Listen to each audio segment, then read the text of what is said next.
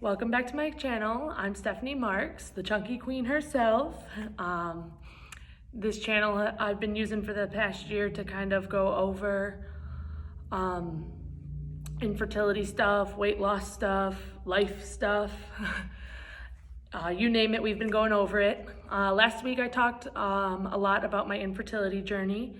I have had a lot of you reach out in the past week about what is PCOS, how did you get diagnosed, what are symptoms to look for, and I thought I would take the moment just to kind of share what I know about PCOS. Disclaimer, don't take any of this as like sound medical advice. If you fear you have PCOS or want to learn more, contact your medical provider. Don't want anybody coming at me at the end of this. But a few years ago, I was diagnosed for the first time with PCOS. Their big, I guess, like symptom warning was that I gained a bunch of weight without a sound reason as to why. I put on about 80 to 100 pounds in less than a year, so it was pretty worrisome. I had also lost my period, but they weren't sure that that was necessarily PCOS related. They also said that that could be a piggyback thing onto the weight gain because fat actually contains estrogen, which can mess with your monthly. So I got diagnosed, and then they kind of undiagnosed me, saying, actually, we don't think it might not be that, it might be this. I went through like 2 years of maybe it's this, maybe it's this, maybe it's this. Meanwhile, the actual diagnosis, which I just got last fall, is insulin resistant PCOS. There's 4 different kinds of PCOS, and then one of them is pill related PCOS, which I guess is brought on by taking a certain hormone for trying to not get pregnant for birth control. I don't know a ton about that, so I'm not going to talk about it a ton. One of them is insulin resistance, which is the most common.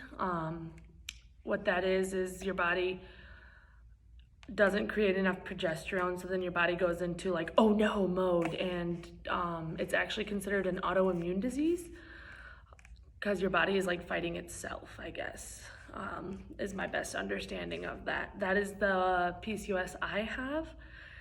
And I don't remember the other 2 because I don't have them, and again, I'm not a medical professional, so I don't need to know them. I was diagnosed in the fall with insulin-resistant PCOS because I was finally losing weight, but even with weight loss surgery, I wasn't losing it as fast as I should have been. With insulin resistance PCOS, your insulin, your like A1C will come back normal. So that's what makes it kind of hard to diagnose. But what was like the diagnosing factor for me was they did a progesterone draw on cycle day 23, and it was like 0.7. So they're like, yep, you're not ovulating, and that is directly correlated with insulin resistant PCOS. I have my iPad here because I took some notes because there were a lot of signs leading up to my diagnosis that are actually directly correlated with my PCOS diagnosis that now, like, it's like, now that I have this diagnosis, I'm like, oh yeah, that makes a lot of sense now that I struggle with these. I struggle with depression, which is directly correlated with PCOS. It's one of the symptoms, actually. A lot of women with PCOS also struggle with depression and anxiety. Thinning or losing of my hair, not as bad right now because I've kind of been able to take control of it, but especially last year before my weight loss surgery, if you look at old photos of me, I kind of had like thin, wiry hair. That was because of PCOS. I used to have very thick, full hair, but it got very thin, and a lot of women will actually get what like female pattern balding right up here because of PCOS. I feel for that because I find a lot of pride in my hair, to be honest. So I remember losing it and like realizing that it was getting really thin and kind of like getting really sad. Loss of your period. I lost my period, so that was kind of a big thing that they were like, I wonder. Weight gain rapidly. If you are all of a sudden putting on a lot of weight, and it isn't thyroid problems, I definitely would talk to your doctor about PCOS because that was my big like symptom. Heavy periods when you do have them. As TMI as this is, like that's part of this channel. If you're getting a heavy flow and you're not getting it monthly like you should be, that is a huge indicator. So bring it up with your doctor. Facial hair growth. This is like really raw for me. So not really anybody but my husband knows this, but I get like a mustache almost. Like it's not really dark ever, and I keep it well groomed. But I get hair right here, pretty dark. A lot of women will get chin hair. I do not get that, thank the Lord, but I do get the like mustache hair. That's a sign of PCOS. It's because we have elevated testosterone, so we get the facial hair. Miscarriages, they are very common with PCOS, so if you have miscarried more than 2 times, there's a chance that you could be insulin resistant PCOS. I don't know a ton on that. I know that a lot of I've miscarried, and they are now thinking that it's directly correlated with progesterone not being high enough, fast enough. So it makes sense. High blood pressure. This one's not as correlated, but it is in most women with PCOS. I struggle with high blood pressure. It kind of comes with the whole putting on weight thing usually.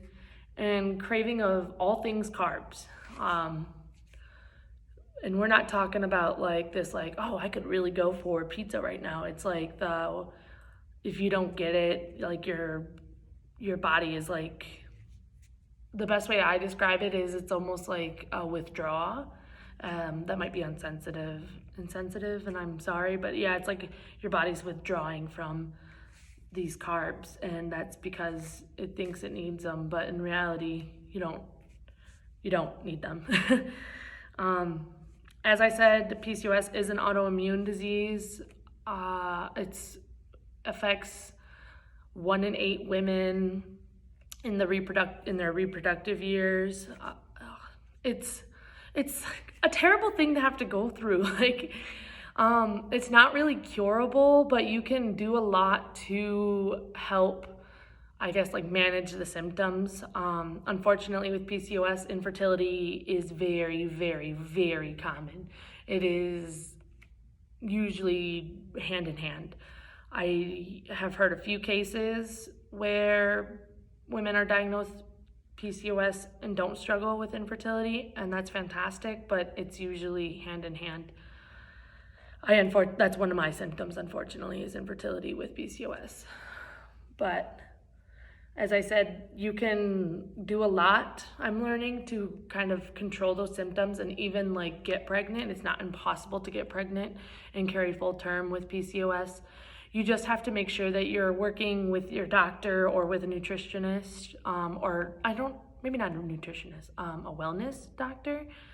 And a lot of people that I know and a lot of people that I connect with online have gotten and stayed and carried full term with PCOS. So it's not a death sentence to wanting to have your own child. It just makes it a little bit harder. My answers for my PCOS journey right now are, I'm on a vitamin regimen. I take 9 vitamins in the morning and 9 vitamins at night. A lot of vitamins, I know. And I do metformin. I take metformin, 1,000 milligrams, one in the morning and one at night. And I do Clomid for 5 days out of my cycle. That has been our sweet spot. I ovulated last month, praise the Lord. I'm hoping it happens again this month. The biggest struggle I have with PCOS is the anxiety, depression. You've got to learn how to really relax because your body's already elevated in stress mode because of the autoimmune disease, and you really need to help your body and help your mind calm down. I'm not great at it yet. I'm still learning how to do it, but I go to therapy to really try and help. And, I like to think that I'm kind of learning how to do it. I'm not a pro, obviously, but I'm learning. That's really all I got for knowledge on PCOS. If you have any questions that I didn't answer, feel free to reach out. Otherwise, make it a great day.